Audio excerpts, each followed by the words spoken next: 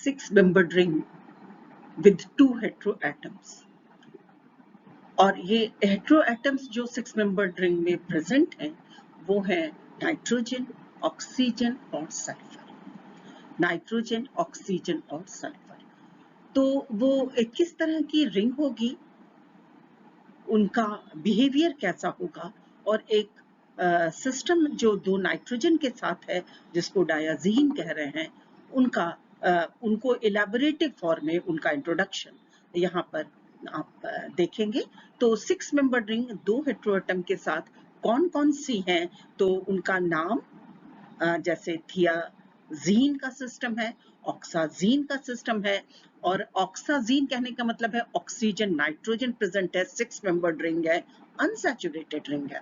थियाजीन कहने का मतलब है सल्फर है, नाइट्रोजन है और अनसैचुरेशन है। साथ ही साथ जो रिंग का सिस्टम है उसकी पोजीशनिंग हेटेरोएटम के हिसाब से हम नाम देंगे। इसी तरह से डायाजीन का सिस्टम है, मतलब 2 नाइट्रोजन है, 2 नाइट्रोजन है, उनकी क्या पोजीशन है उसके हिसाब से नाम दिया जाएगा। तो 6-membered रिंग 2 हेटेरोएटम के साथ आपके सामने आ। तो यहाँ पर 3 तरह के न्यूक्लियस आपके सामने आ रहे हैं और आप देखें तो सबसे पहला सिस्टम जो आपके सामने आ रहा है उसमें आप पा रहे हैं कि 3 न्यूक्लियस हैं, तीनों में 2-2 नाइट्रोजन प्रेजेंट है। पोजीशन जरूर अलग अलग है। एक में क्या है आपकी पोजीशन, तो आप देख रहे हैं एक जगह ये पोजीशन है 1 2, क्या पोजीशन है 1 2, जिसका नाम क्या होगा 1 2 डायाजीन। दूसरी जगह देखें तो इसकी पोजीशन क्या है 1 3, इसका नाम क्या होगा 1 3 डायाजीन और इसका नाम क्या है 1 4 डायाजीन। तो ये आपकी 1 2 1 3 1 4 डायाजीन है, जिनके नाम आप आगे देखेंगे कि 1 2 को पिरिडाजीन कहते हैं, 1 3 को पिरिमिडीन कहते हैं और 1 4 को पायराजीन कहते हैं। तो ये डायाजीन का सिस्टम है जो एरोमेटिक सिस्टम है, स्टेबल सिस्टम है और बहुत ही इंपॉर्टेंट है क्योंकि ये हमारे डीएनए और आरएनए का पार्ट है, न्यूक्लिक एसिड्स में प्रेजेंट है। दूसरा न्यूक्लियस देखें तो ये आपके सामने आया ऑक्साजीन का। किसका न्यूक्लियस है? ऑक्साजीन का। यहाँ पर आप देख रहे हैं कि जो आपको रिंग दिखाई गई है वो तीनों जगह पर 1 3 ऑक्साजीन का सिस्टम है, 1 3 ऑक्साजीन का सिस्टम है। और इसमें आप क्या पा रहे हैं कि सेकंड कार्बन है, यहाँ पर देखें तो 4th कार्बन है और यहाँ पर देखें तो 6th कार्बन। 1 3 ऑक्साजीन में आप क्या पा रहे हैं? सेकंड कार्बन, 4th कार्बन और 6th कार्बन। ये 3 कार्बन को आप देख रहे हैं कि इनका बिहेवियर आपके एरोमेटिक बिहेवियर से मैच नहीं कर रहा है और आप पा रहे हैं कि ये ऑक्साजीन न्यूक्लियस में 6 पाई जो इलेक्ट्रॉन का सेक्सटेट का सिस्टम है, जो एरोमेटिक बिहेवियर का एक प्राइमरी कह सकते हैं तरीका हम लोग बताते हैं, वो कंप्लीट नहीं हो रहा है, डीलोकलाइज सिस्टम नहीं है and this is non aromatic system. ऐसा नहीं है कि ये मॉलिक्यूल स्टेबल नहीं है और ऐसा नहीं है कि इसके सब्स्टिट्यूटेड डेरिवेटिव्स नहीं मिलते हैं, वो सब है, लेकिन ये ऑक्साजीन न्यूक्लियस की पोजीशनिंग अलग अलग हो सकती है। ये 1 4 हो सकता है, ये 1 2 हो सकता है, जैसा कि आपने डायाजीन में देखा, लेकिन ये सिस्टम नॉन एरोमेटिक सिस्टम है।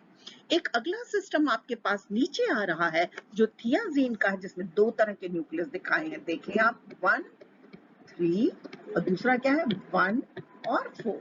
इसमें भी आप देख रहे हैं कि यहाँ देखें तो ये कार्बन और यहाँ देखें तो ये कार्बन। सेकंड कार्बन और 4th कार्बन आपका जो है वो आपका मिथाइलिन सिस्टम का है, CH2 सिस्टम है और ये सिस्टम नॉन एरोमेटिक है। थियाजीन के साथ फेनो सब्स्टिट्यूटेड यानी फेनिल रिंग के फ्यूजन के साथ ये बहुत इंपॉर्टेंट न्यूक्लियस देता है फेनोथियाजीन का।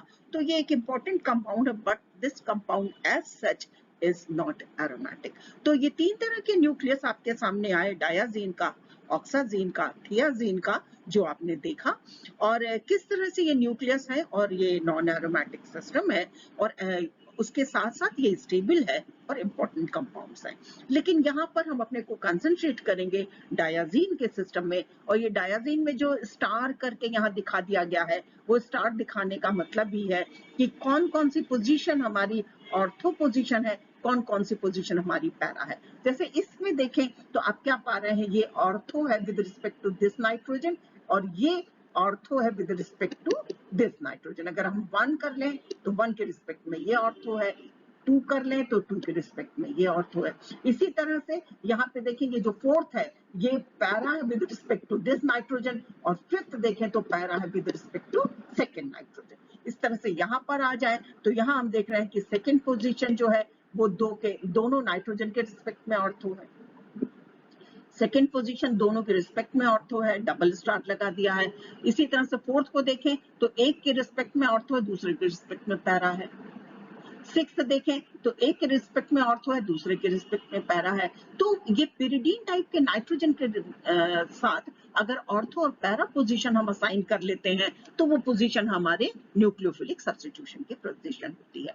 इस न्यूक्लियस में आए तो देखिए ये सभी की सभी चारों पोजीशन आपकी ऑर्थो पोजीशन है, चारों पोजीशन आपकी ऑर्थो है। तो डिटेल में हम लोग डायाजीन आगे देखेंगे। तो यहाँ पर आपने डायाजीन, ऑक्साजीन और थियाजीन न्यूक्लियस के बारे में कि किस तरह का सिस्टम होगा और किस तरह से आपके सामने आ रहा है, तो वो न्यूक्लियस आपने देखे। तो यहाँ पर 6 मेंबर्ड रिंग का सिस्टम है, 2 नाइट्रोजन प्रेजेंट है और नाइट्रोजन की पोजीशनिंग अलग अलग है। पहला न्यूक्लियस जो सामने आ रहा है उसमें नाइट्रोजन की जो हम पोजीशन देख रहे हैं, तो देखें हम क्या पाते हैं।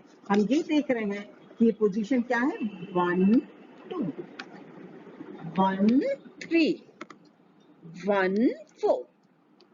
तो हम इसका नाम क्या दे सकते हैं, तो जवाब आया, हम इसको कह सकते हैं 1 2 डायाजीन, 1 3 डायाजीन, 1 4 डायाजीन। 1 2 डायाजीन को पिरिडाजीन के नाम से जाना जाता है। 1 3 diazine is pyrimidine and 1 4 diazine is pyrazine. तो ये 3 न्यूक्लियस 6 मेंबर्ड रिंग के नाइट्रोजन कंटेनिंग है। नाइट्रोजन की संख्या 2 है और ये तीनों ही इंपॉर्टेंट न्यूक्लियस है, चाहे वो पिरिडाजीन हो, चाहे वो पिरिमिडीन हो और चाहे वो पायराजीन का न्यूक्लियस हो। देखा ये गया कि यहाँ पर देखें आप तो दोनों नाइट्रोजन का नेचर एक जैसा है। इसके पहले आपने 2 नाइट्रोजन कंटेनिंग सिस्टम आपकी जानकारी में है, जैसा आपने देखा था कि पायराजोल है या इमिडाजोल है, तो वहां पे वो दोनों नाइट्रोजन अलग अलग तरह के, दोनों नाइट्रोजन का नेचर अलग अलग था।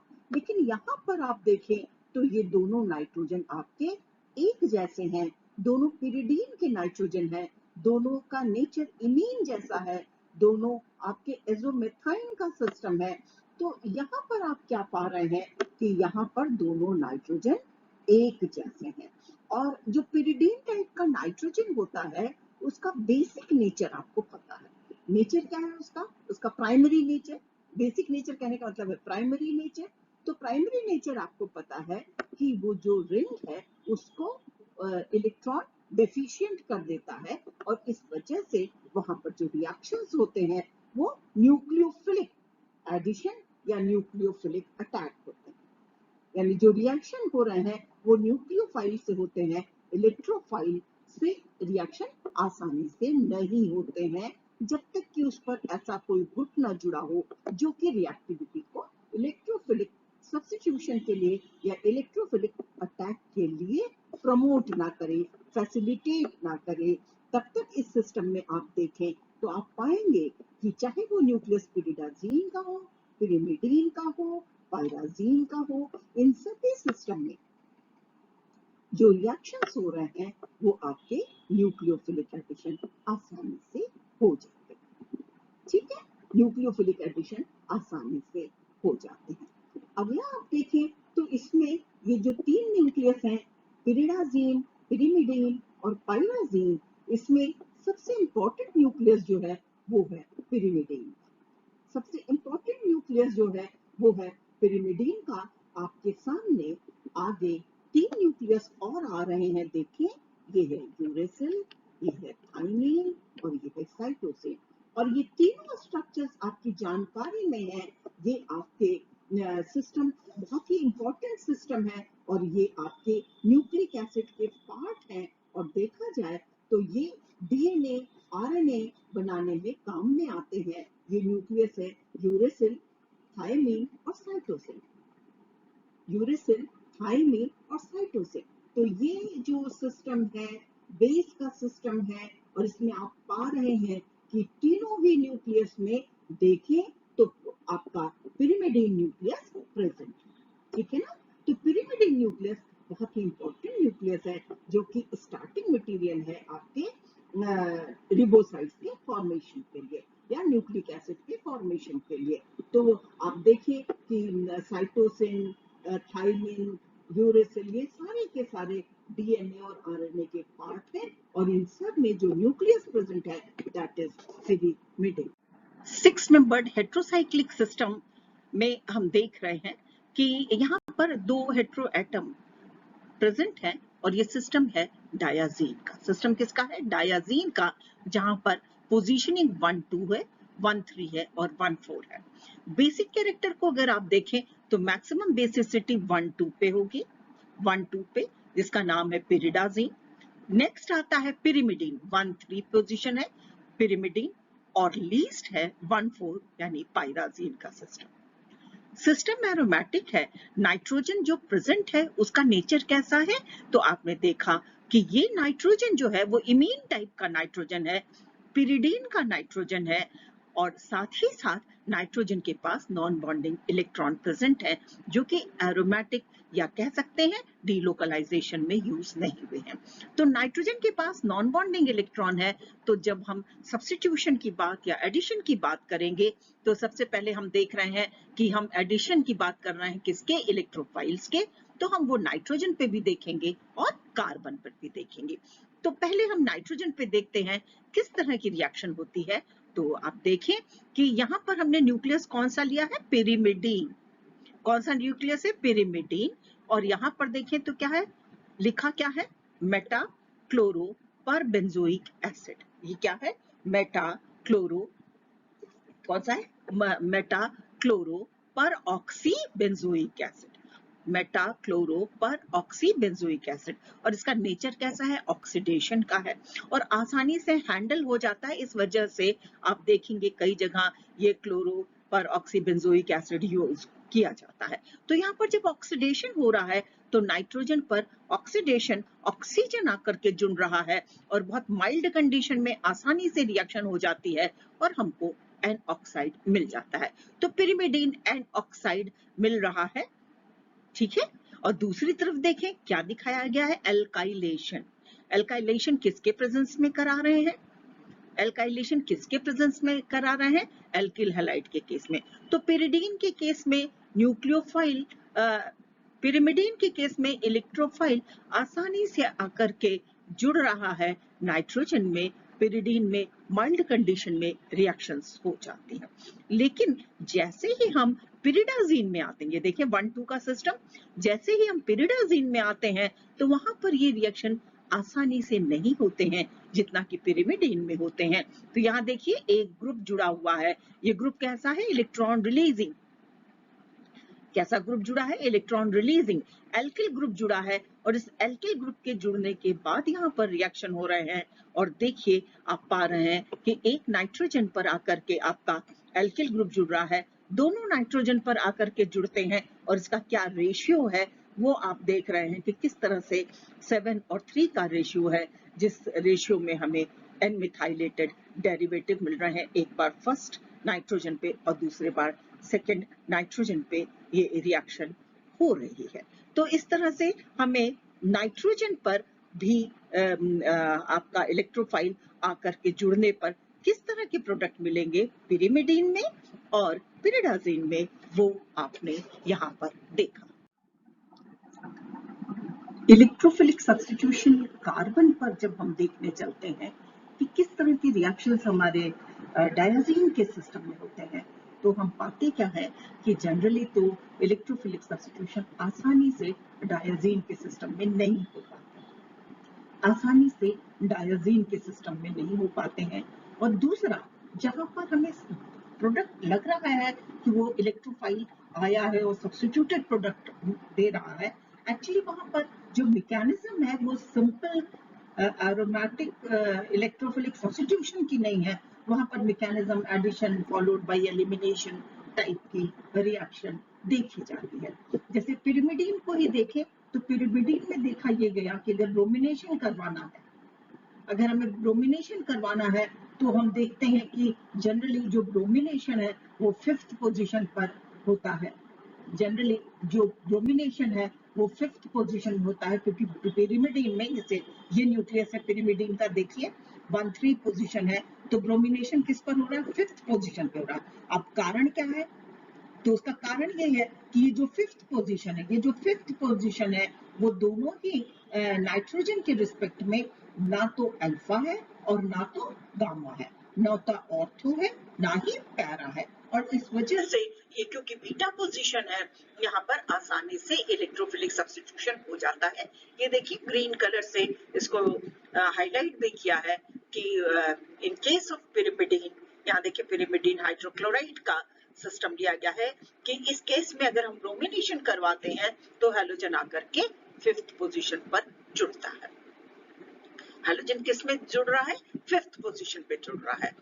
दूसरा एग्जाम्पल देखें, ये पहला जो यहाँ पर है, ये दूसरा एग्जाम्पल आप देखें तो ये सिस्टम है पायराजीन का।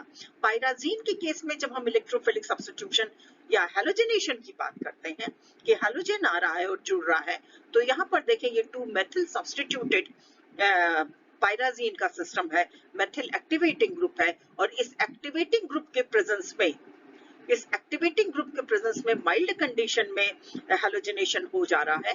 लेकिन यहाँ जो प्रोडक्ट मिल रहा है वो आप देखिए ऑर्थो पोजीशन पे आ रहा है, एक नाइट्रोजन जो पिरिडीन टाइप का नाइट्रोजन है या इमीन नाइट्रोजन है, या आप कह सकते हैं कि इलेक्ट्रोफाइल को तो ये ऑर्थो पोजीशन पर नहीं आने देगा, this is not the suitable position for electrophile in case of pyridine. तो एक्चुअली यहाँ पर जो आप इंटरमीडिएट देखें, ये देखें जो स्ट्रक्चर है उसमें आप क्या पा रहे हैं कि पहले यहाँ पर एडिशन रिएक्शन हो रही है, पहले यहाँ पर एडिशन हो रही है, और एडिशन देख रहे हैं कि नाइट्रोजन और कार्बन दोनों पर आकर के हैलोजन जुड़ रहा है, और उसके बाद HCl निकल जा रहा है और आपको प्रोडक्ट मिल जा रहा है। तो मतलब एग्जैक्टली जो मैकेनिज्म है वो सिंपल इलेक्ट्रोफिलिक सब्स्टिट्यूशन की रिएक्शन नहीं है। तो इलेक्ट्रोफिलिक सब्स्टिट्यूशन वैसे तो नहीं हो पाते, ये पहले ही आपकी जानकारी में कि इलेक्ट्रोफिलिक सब्स्टिट्यूशन सिस्टम में आसानी से नहीं होते हैं। लेकिन नाइट्रोजन पे एल्काइलेशन आपने देखा कि हो रहा है, और अगर हम परऑक्सी एसिड्स यूज करते हैं तो वहां पर एनऑक्साइड का भी फॉर्मेशन हो जाता है। लेकिन जब एनऑक्साइड बन जाता है, ये पहले भी आपने अगर सिंपल आप ध्यान करें पिरिडीन, तो पिरिडीन एनऑक्साइड के साथ भी, या एनऑक्साइड बनाने से कह सकते हैं आप कंपाउंड का नेचर चेंज हो जाता है। यहाँ देखें N oxide is also a very good substrate for electrophilic substitution, electrophilic substitution के लिए, और वहां पर उसकी केमिस्ट्री आपकी जानकारी में है कि एनऑक्साइड बन गया तो उसका बिहेवियर चेंज हो जाता है। अब वो रिंग को इलेक्ट्रॉन रिच करता है, तो रिच कर रहा है तो वहां पर इलेक्ट्रोफिलिक सब्स्टिट्यूशन आसानी से हो सकते हैं। तो ये दो एग्जांपल जो आपके सामने हैलोजनेशन के आ रहे हैं, उसमें आप देख रहे हैं कि किस तरह से हैलोजन सेकंड पोजीशन पे आ रहा है, but this is not exactly the electrophilic substitution reaction, but it is the addition of halogen across nitrogen and carbon. And the second example is of pyridinium hydrochloride. Here halogenation takes place at 5th position. तो क्यों हो रहा है ये आपने देख, पायराजीन और pyrimidine के इलेक्ट्रोफिलिक सब्स्टिट्यूशन के बाद पिरिडाजीन के केस में देखें तो यहाँ पर भी आसानी से इलेक्ट्रोफिलिक सब्स्टिट्यूशन नहीं हो रहा है, और इलेक्ट्रोफिलिक सब्स्टिट्यूशन के लिए आप कह सकते हैं विगरस कंडीशंस की जरूरत होती है। जैसे यहाँ पर अगर हम देखें तो हमारे पास डाइक्लोरो सब्स्टिट्यूटेड पिरिडाजीन है, तो ये वैसे ही डीएक्टिवेटेड सिस्टम है, डीएक्टिवेटेड सिस्टम है, और इस केस में फर्दर जब हैलोजनेशन कराना है तो देखें हैलोजन के बाद, हैलोजनेशन के बाद टेट्रा डेरिवेटिव तो मिल गया, और देखें तो दोनों हैलोजन की पोजीशन जो इनकमिंग है वो आपके नाइट्रोजन के रिस्पेक्ट में बीटा है, नाइट्रोजन के रिस्पेक्ट में बीटा है। तो यहाँ पर सब्स्टिट्यूशन हो रहा है, लेकिन हाई टेम्परेचर फास्फोरस पेंटाक्लोराइड के प्रेजेंस में ये रिएक्शन हो पा रही है। अगर फिर से हम आ जाए पिरिमिडीन के केस में, फिर से हम आ जाए पिरिमिडीन के केस में, तो पिरिमिडीन में अगर अमीनो ग्रुप जुड़ा हुआ है, अमीनो ग्रुप आप जानते हैं कि अमीनो ग्रुप भी सिस्टम को एनरिच करता है, अमीनो ग्रुप भी इलेक्ट्रोफिलिक सब्स्टिट्यूशन को इनहेंस करेगा। तो अगर अमीनो सिस्टम है जुड़ा हुआ, उस केस में हैलोजनेशन आप देखें 5th पोजीशन पे, जैसा कि इसके पहले भी आप देख चुके हैं, एक रिएक्शन आपकी हैलोजनेशन की 5th पोजीशन पे भी थी। तो अमीनो ग्रुप जुड़ा है, उस केस में आसानी से आपकी सब्स्टिट्यूशन रिएक्शन या यहाँ पर क्योंकि ब्रोमिनेशन हो रहा है तो वो 5th पोजीशन पे हो जाता है। दूसरा एक सिस्टम आपके पास फिर आ रहा है पायराजीन का। तो पायराजीन में देखें तो हम अगर ऑक्सी डेरिवेटिव ले रहे हैं, यहाँ पे ऑक्सो डेरिवेटिव है, उस केस में हम क्या देख रहे हैं, यहाँ पर देखें तो फेनिल ग्रुप भी जुड़ा हुआ है, ऑक्सो ग्रुप भी जुड़ा हुआ है। तो ऑक्सी डायाजीन का जो सिस्टम आ रहा है वहां पर नाइट्रेशन हो रहा है, और नाइट्रेशन अगर आप देखें तो नाइट्रेशन आपके या तो सब्स्टिट्यूएंट के ऑर्थो पोजीशन पे होता है या तो सब्स्टिट्यूएंट के पैरा पोजीशन पे हो जाता है। तो हम यहाँ पर देखते हैं कि ये नाइट्रो ग्रुप आकर के पैरा पोजीशन पर जुड़ रहा है। ठीक है, एक अगला एग्जाम्पल आपके सामने आ रहा है पिरिडाजीन का। अगला एग्जाम्पल आ रहा है पिरिडाजीन का, सब्स्टिट्यूटेड सिस्टम है, और देखा जाए तो हाईली सब्स्टिट्यूटेड सिस्टम है। यहाँ पर आप देख रहे हैं पिरिडाजीन में एक नाइट्रोजन पे एन फेनिल सिस्टम है। फेनिल किस पे जुड़ा है, नाइट्रोजन पे। हाइड्रोक्सी ग्रुप जुड़ा है, ऑक्सो ग्रुप जुड़ा है, और इधर देखें तो कार्बोक्सी मेथिल ग्रुप जुड़ा हुआ है, कार्बोक्सी मेथिल ग्रुप जुड़ा हुआ है। तो इस तरह के सिस्टम में जब रिएक्शन हो रहे हैं, जब इलेक्ट्रोफिलिक सब्स्टिट्यूशंस हो रहे हैं, तो हम देखते हैं जो हमें प्रोडक्ट मिलता है वो हमारा नॉन एरोमेटिक प्रोडक्ट होता है, वो हमारा नॉन एरोमेटिक प्रोडक्ट होता है। जैसे यहाँ पे आप देख रहे हैं कि हैलोजन हो रहा है थाइनिल क्लोराइड के प्रेजेंस में, और हैलोजन हो रहा है क्लोरीन के प्रेजेंस में, तो हमें नॉन एरोमेटिक प्रोडक्ट मिलता है। तो इस तरह से आप कह सकते हैं कि इलेक्ट्रोफिलिक सब्स्टिट्यूशंस तो देखे जाते हैं, एक्टिवेशन हो जाने पर आसानी से रिएक्शन होते हैं, पिरिमिडीन के केस में, पायराजीन के केस में, और पिरिडाजीन के केस में। तीनों के केस में कुछ कुछ एग्जांपल्स आपने देखे, लेकिन यहाँ पर होने वाले रिएक्शन सिंपल रिएक्शन नहीं है। कई बार आपको नॉन एरोमेटिक प्रोडक्ट मिलेगा, कई बार आपका जो इंटरमीडिएट है वो आपका नॉर्मल कोर्स का इंटरमीडिएट नहीं है। आपको यहाँ कोई ऐसा नहीं है कि जो इलेक्ट्रोफिलिक सब्स्टिट्यूशन का की जो कंडीशंस रहती हैं वो यहाँ फुलफिल हो रही। जैसे ही एन ऑक्साइड के फॉर्म में आ रहा, जैसा कि यहाँ पर है कि ये पिरिडाजीन एन ऑक्साइड है, ये एन ऑक्साइड पिरिडाजीन के परऑक्सी एसिड के साथ रिएक्शन पे आसानी से बन जाता है।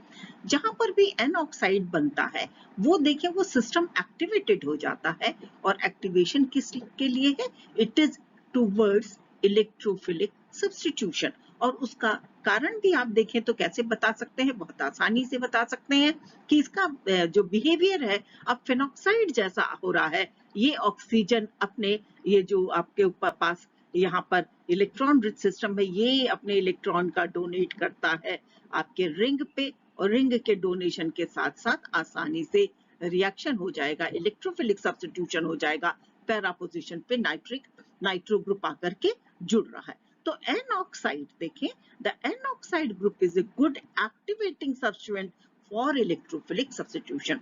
ये ध्यान रखें जहां पर इलेक्ट्रोफिलिक सब्स्टिट्यूशन नहीं हो रहे हैं, तो अगर हम एन ऑक्साइड बना लें, अगर हम रिएक्टेंट को का ऑक्सीडेशन करके एन ऑक्साइड बना लें, तो आसानी से इलेक्ट्रोफिलिक सब्स्टिट्यूशंस हो। इलेक्ट्रोफिलिक सब्स्टिट्यूशंस देखें, और अब हम आ रहे हैं कि किस तरह से न्यूक्लियोफिलिक अटैक यहाँ इस न्यूक्लियस में हो रहा है डायाजीन के सिस्टम में। न्यूक्लियोफिलिक रिएक्शन पिरिडीन के केस में हमारी पढ़ी हुई रिएक्शन है, और एक इम्पॉर्टेंट रिएक्शन थी एमिनेशन की, जिसका नाम जब फर्स्ट टाइम एमिनेशन कराया गया तो शिशबेबिन रिएक्शन कहा गया। सोडामाइड के प्रेजेंस में लिकर अमोनिया के प्रेजेंस में, सोडामाइड एंड लिकर अमोनिया के प्रेजेंस में रिएक्शन हो रही थी। तो यहाँ पर भी देखा गया कि डायाजीन के केस में आसानी से न्यूक्लियोफिलिक सब्स्टिट्यूशन हो जाता है। और अगर हम पिरिमिडीन की बात करें तो हम पाते हैं कि ये जो सेकंड पोजीशन है, this is the best position for nucleophilic substitution. Pyrimidine के केस में तो आप कह सकते हैं कि डाइल्यूट या माइल्ड अल्कली के प्रेजेंस में ही डिकम्पोजिशन भी हो जाता है। यहाँ पे एक रिएक्शन आप देख रहे हैं जिसमें 2-क्लोरोपिरिमिडीन का सिस्टम लिया गया है। अब ये देखा गया कि 2-क्लोरोपिरिमिडीन का रिएक्शन जब हम ऑर्गेनोलिथियम कंपाउंड के साथ करवा रहे हैं, देखा जाए तो ये रिएक्शन हम ऑर्गेनोलिथियम से भी करवा सकते हैं और ग्रिग्नार्ड रिएजेंट से भी करा सकते हैं। अब जब हम करवा रहे हैं तो इसका जो आपका एल्किल पार्ट है वो एल्किल हो सकता है, एरिल हो सकता है, ट्रोसाइक्लिक सिस्टम हो सकता है। जैसे यहाँ देखें तो यहाँ का क्या सिस्टम है, थियाजोल।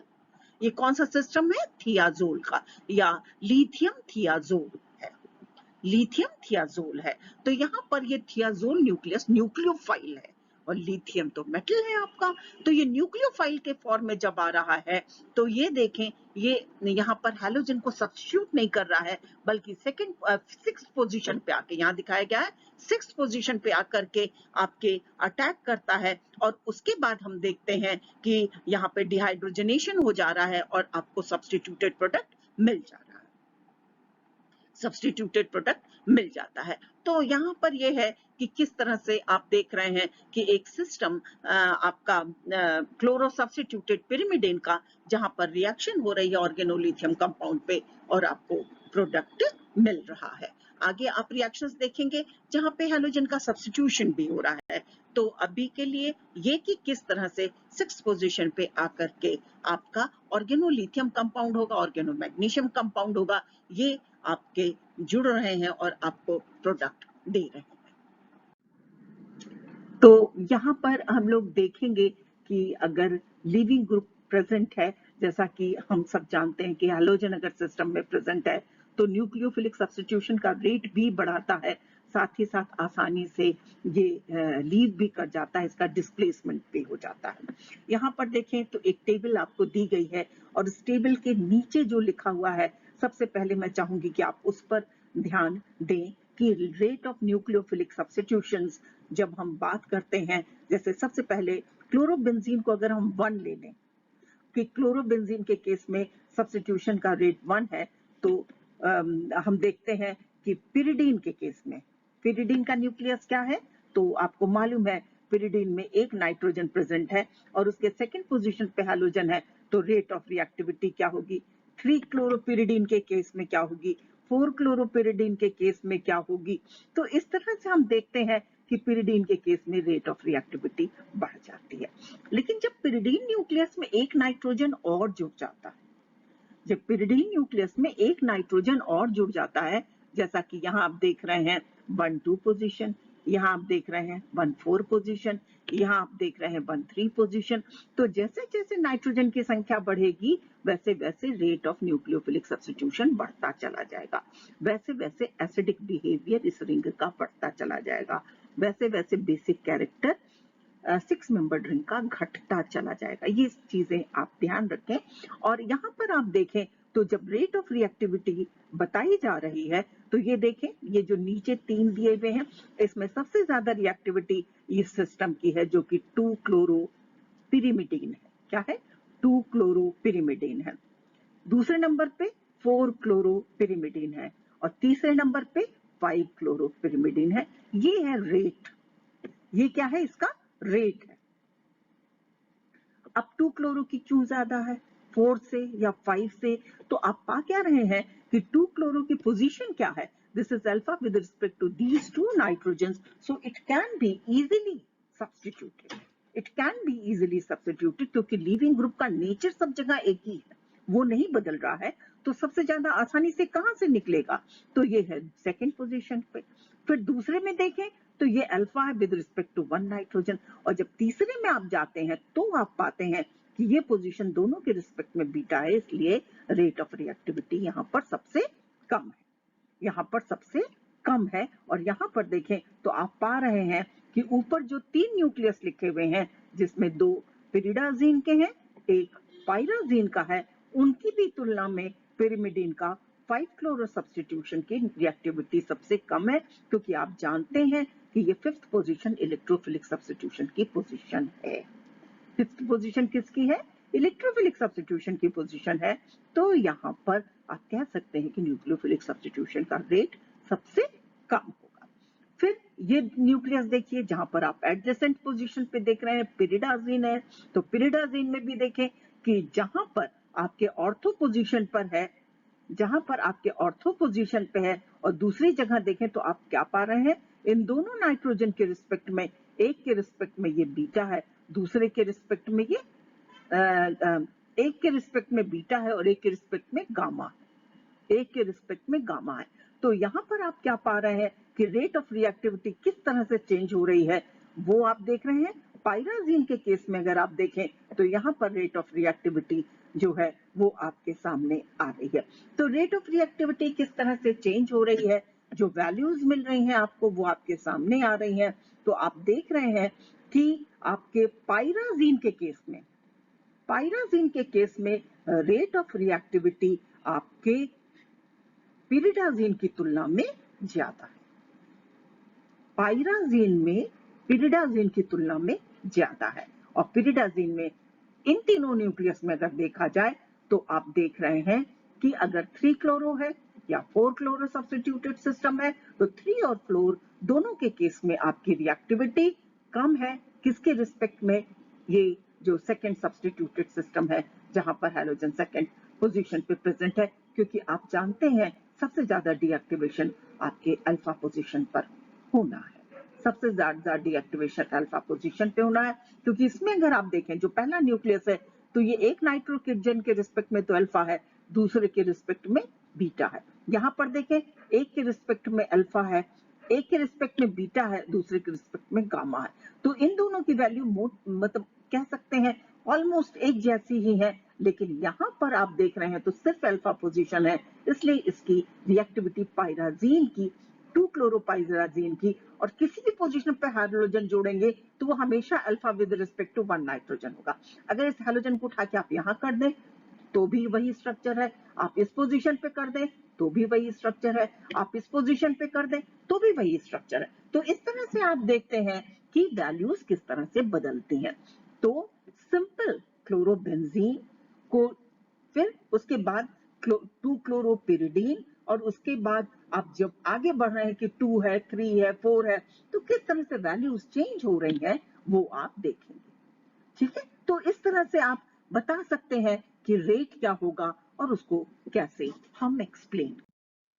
एग्जाम्पल हमारे सामने यहाँ पर देखें तो पिरिडाजीन का है जिसमें सेकेंड पोजीशन पे हाइड्रोजन प्रेजेंट है। रिएक्शन हो रही है बेंजिल साइनाइड के साथ और यहाँ पर सोडामाइड के प्रेजेंस में हो रही है।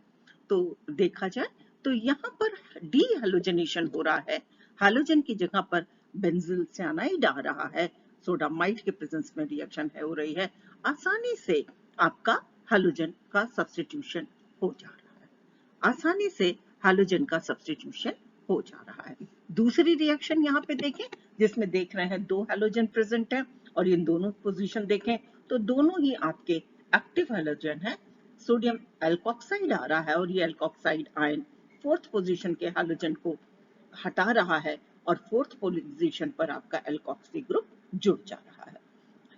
इसके अलावा देखें तो सल्फोन्स का भी सब्स्टिट्यूशन हो जा रहा है, सल्फोन्स का भी सब्स्टिट्यूशन हो रहा है और यहाँ पर सोडियम अजाइड के प्रेजेंस में रिएक्शन है, एजाइड आयन आ रहा है और यहाँ पर मेथिल सल्फोनिल ग्रुप निकल जा रहा है और आपको एजाइड सब्स्टिट्यूटेड प्रोडक्ट मिल जा रहा है। पायराजीन के केस में देखें तो पायराजीन के साथ जब हम रिएक्शन करवा रहे हैं तो यहाँ पर देख रहे हैं कि डाइसियानोमीथेन और सोडियम हाइड्राइड के प्रेजेंस में रिएक्शन हो रही है। तो देख क्या रहे हैं कि डाइसियानो मेथिल मीथेन का जो मिथाइलिन का सिस्टम आप कह सकते हैं कि डाइसियानो मीथेन का जो सिस्टम आ रहा है वो आपके एल्कोक्सी ग्रुप को सब्स्टिट्यूट कर रहा है। तो इस तरह से सल्फोन और मिथॉक्सी ग्रुप भी आसानी से सब्स्टिट्यूट हो जा रहे हैं और आपको एजाइड और डाइसियानो मेथिल ग्रुप सब्स्टिट्यूएंट के फॉर्म में मिल रहा है। तो इस तरह से कुछ रिएक्शन डिस्प्लेसमेंट की यहाँ पर आपके सामने आई। यहाँ पर हम देख रहे हैं कि अगर सिस्टम में डायाजीन के सिस्टम में इलेक्ट्रॉन रिलीजिंग ग्रुप आ जाए, कौन सा ग्रुप आ जाए, इलेक्ट्रॉन डोनेटिंग या रिलीजिंग ग्रुप आ जाए, तो हम देखते हैं कि अगर हाइड्रोजन प्रेजेंट है तो उसकी रिएक्टिविटी कम हो जाती है, यानी सब्स्टिट्यूशन का रेट स्लो हो जाता है। ठीक है, तो जैसे यहाँ पर आप देखें तो देख रहे हैं कि पिरिमिडीन है, 4th और 6th पोजीशन पे 2 हैलोजन प्रेजेंट है, 4th और 6th पोजीशन पे 2 हैलोजन प्रेजेंट है। रिएक्शन किससे कराई गई है? बेंजिल अमीन। किससे कराई गई है? बेंजिल अमीन। तो यहाँ पर देख रहे हैं कि हैलोजन में जब हट क्या रहा है, एक हैलोजन का सब्स्टिट्यूशन आपका, ये Bn जो लिखा है this is for benzyl. Bn क्या है? PHCH2 बेंजिल, और उसके साथ एक हाइड्रोजन तो निकल गया और यहाँ पर आ गया आपका ये सिस्टम आकर के जुड़ गया। अब ये जो सिस्टम है ये कैसा है? तो आप जानते हैं कि बेंजिलअमीन का सिस्टम है, तो आप ये कैसा है? इलेक्ट्रॉन रिलीजिंग सिस्टम है, क्योंकि नाइट्रोजन जुड़ा हुआ है। अब जब इलेक्ट्रॉन रिलीजिंग सिस्टम है तो क्या हो जाएगा? रिएक्टिविटी स्लो हो जाएगी, रिएक्टिविटी स्लो हो जाएगी। तो इस केस में हम क्या देखते हैं? देखिए यहाँ पर ये लिखा हुआ है कि although this means that clean mono substitution in dihalo compound is easy, special methods may be necessary to achieve displacement of second halide, such as the use of supernucleophiles. Hydroxylamines are very reactive nucleophile, and since nitrogen-oxygen bond in the products can be hydrogenolized, nucleophilic substitution with hydroxylamine provide a means for the introduction of second amine.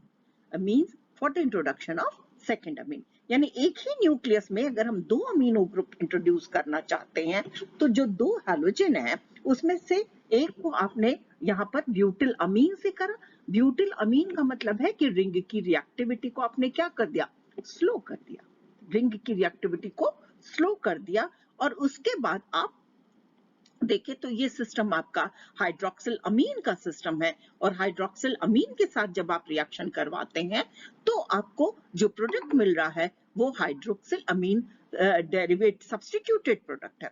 इसके बाद जब आप workup करते हैं आपके acetic anhydride, acetic acid और zinc के presence में, तो आप पाते हैं कि आपको एक तो देखें यहाँ पर एसिटाइलेशन हो गया और दूसरा आप देखते हैं कि यहाँ पे अमीनो मेथिल ग्रुप आकर के जुड़ गया है। तो इस तरह से 2 नाइट्रोजन का सब्स्टिट्यूशन हो गया है। तो देखें the use of hydroxylamine as a super nucleophile to displace a relatively unreactive chlorine. तो किस तरह से रिएक्टिव सिस्टम है या अनरिएक्टिव सिस्टम है? अनरिएक्टिव है तो एक इलेक्ट्रॉन रिलीजिंग ग्रुप लगा दिया और उसके बाद हम देखते हैं कि आसानी से रिएक्शन हो जाती है। डायजीन न्यूक्लियस में किस तरह के रिएक्शंस होंगे, क्या स्टेबिलिटी होगी, क्या स्ट्रक्चर होगा, नाइट्रोजन का बिहेवियर कैसा है, उसकी पोजीशन क्या है। देखिए हमने रिएक्शंस के बारे में जाना और अब हम आ गए उसके सिंथेसिस के पार्ट में। सिंथेसिस में सबसे अच्छा है कि हम उसके में देखें कि किस तरह से हम मॉलिक्यूल को तोड़ सकते हैं, डिस्कनेक्ट कर सकते हैं, और उस डिस्कनेक्शन से हमको पता चल जाता है कि कौन कौन से रिएक्टेंट हम ले सकते हैं। तो यहाँ देखिए हमने तीनों न्यूक्लियस लिया है। पहला न्यूक्लियस, यहाँ पर आ गया आपके पास दूसरा न्यूक्लियस और यहाँ पर आ गया आपके पास तीसरा न्यूक्लियस, कि हम इन तीनों न्यूक्लियस को कैसे सिंथेसाइज कर सकते हैं। पहले न्यूक्लियस में आते हैं और अगर हम यहाँ से इसको तोड़ दें तो हम क्या पा रहे हैं? देखिए 1 2 3 4 4 कार्बन का सिस्टम है और दूसरी तरफ 2 नाइट्रोजन का सिस्टम है। इन दोनों को ही हमको जोड़ना है और हम जानते हैं कि कार्बन और नाइट्रोजन के बीच में जब हमको बॉन्ड बनाना है तो एक सिस्टम आपका इलेक्ट्रॉन, कार्बन कैसा होना चाहिए? इलेक्ट्रोफिलिक बिहेवियर का, क्योंकि नाइट्रोजन के पास नॉन बॉन्डिंग इलेक्ट्रॉन पेयर है। तो नाइट्रोजन हमारे न्यूक्लियोफाइल के फॉर्म में आ रहा है, तो यहाँ पर हम कोई 1,4 डाइकार्बोनिल कंपाउंड ले लें और नाइट्रोजन किस फॉर्म में लें? हाइड्राजीन के फॉर्म में ले लें। हाइड्राजीन डेरिवेटिव्स के फॉर्म में ले सकते हैं, तो आसानी से ये जो हमारा पिरिडाजीन न्यूक्लियस है वो बन जाएगा। दूसरे सिस्टम पे हम आते हैं और यहाँ पर देखें अगर ये ले लें हम, तो इसमें हमने क्या देखा? 1 2 3 और दूसरी तरफ क्या देख रहे हैं? 2 नाइट्रोजन और यहाँ पर एक कार्बन। तो ये कैसा हो जाए? यूरिया हम ले सकते हैं। हम एमिडीन टाइप का सिस्टम ले सकते हैं, तो हम 1,3 डाइकार्बोनिल सिस्टम ले लें, यूरिया ले लें और एमिडीन ले लें, और यहाँ पर भी हम देखेंगे कि कार्बन नाइट्रोजन के बीच का बॉन्ड बन जाएगा, फिर एरोमेटाइजेशन हो जाएगा, हमें प्रोडक्ट मिल जाएगा। तो इस तरह से हम पिरिमिडीन न्यूक्लियस बना सकते हैं। अगला न्यूक्लियस देखिए, तो अगर हम इसको यहाँ से ब्रेक करते हैं, क्योंकि हमें ये ध्यान रखना है कि कार्बन कार्बन के बीच बॉन्ड आसानी से नहीं बनता है, कार्बन नाइट्रोजन के बीच का बॉन्ड आसानी से बन जाता है। तो यहाँ क्या लिया गया, यहाँ पर देखें तो 1,2 डाई अमीनो कंपाउंड ले लें, और यहाँ क्या है 1,2, तो यहाँ पे 1,2 डाई कार्बोनिल सिस्टम ले लें, यहाँ पे 1,2 डाई अमीनो सिस्टम ले लें, और उसको जब हम जोड़ेंगे तो हम देखेंगे, या उन दोनों जब आपस में रिएक्ट करते हैं तो हम देखेंगे कि रिंग का फॉर्मेशन आसानी से हो जाता है। तो इस तरह से चाहे वो फर्स्ट न्यूक्लियस है पिरिडाजीन, सेकेंड न्यूक्लियस है पिरिमिडीन, और थर्ड न्यूक्लियस है आपके पास पायराजीन का, ये तीनों भी सिंथेसाइज किए जा सकते हैं। तो इन तीनों के सिंथेसिस के लिए क्या हम रिएक्टेंट ले सकते हैं, तो उसका एक हमको आइडिया हो गया। तो हम न्यूक्लियस देख करके आसानी से उसके रिएक्टेंट्स के बारे में बता सकते हैं।